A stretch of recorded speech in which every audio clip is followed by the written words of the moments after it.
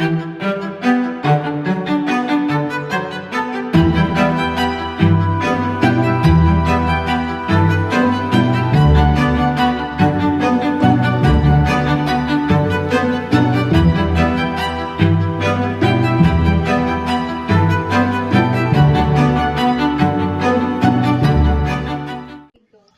noon at mag-iikapito ng gabi, si Andres Talon, isang mahirap na estudyante, ay naghuhugas ng mga pinggang kinanan sa ladies' dormitory sa isang universidad sa Amerika.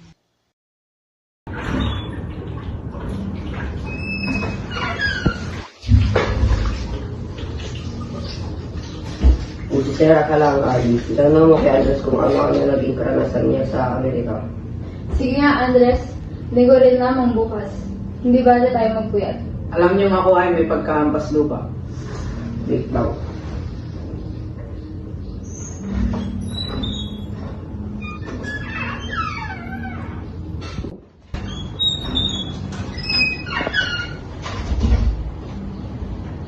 Ngayon, magsimula ka na.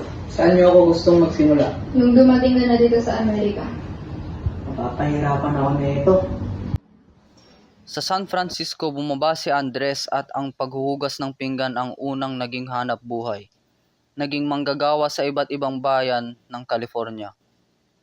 Naging serbidor sa mga restaurant, utusan, naglingkod sa salmunan sa Alaska, nagpatag ng bato sa daang tren sa Nevada. Alin sa mga karanasan mo ang nagbago sa iyong buhay? Hay, hindi nangyari sa Amerika ang karanasang magbago ng aking buhay. Kung pista ng bayan, ang lahat ng magsasaka ay pumaparoon sa malaking bahay ng may-ari ng lupa at tumutulong sa handaan.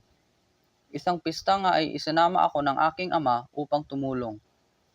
Nang nagkakainan na, dumating ang donya ng asawa ng aming kasama at pinagmumura ang mga nagsisikainan.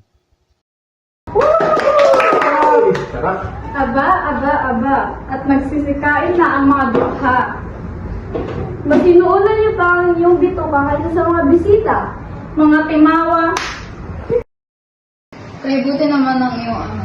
Hay, halos ang buong gabi ay gawin niyang umaga para lang makaipon, para lang maging manggagamot ako.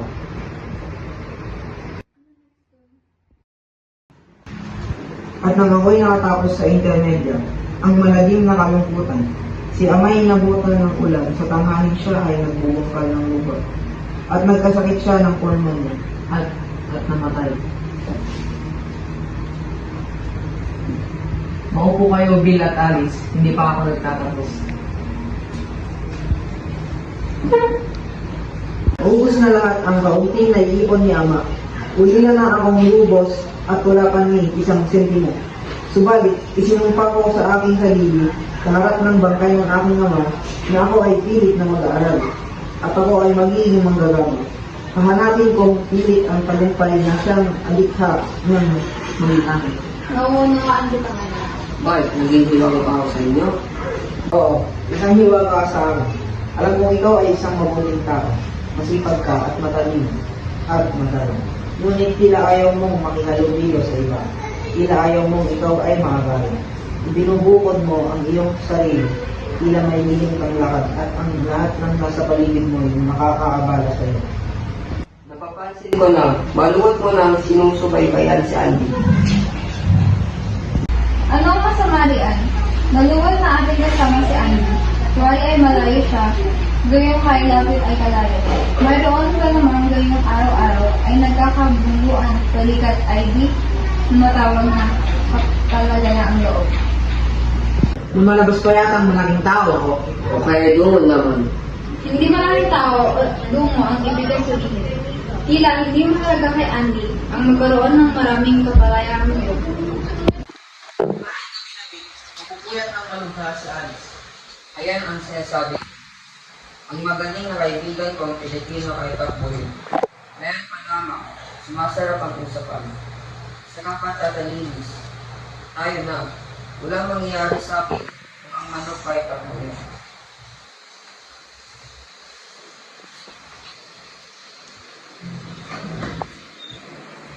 Maraming salamat sa iyong magandang loob, Alice.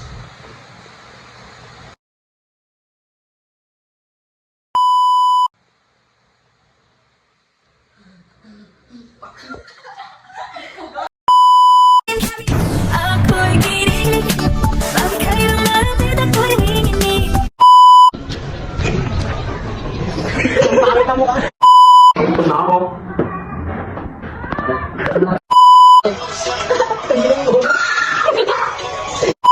Ano ang masama niyan? Naliwan na atin kasama si Ana.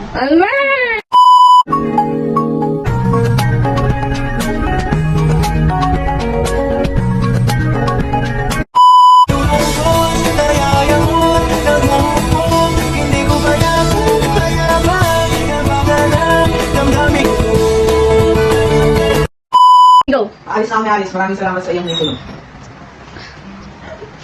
Fuck you!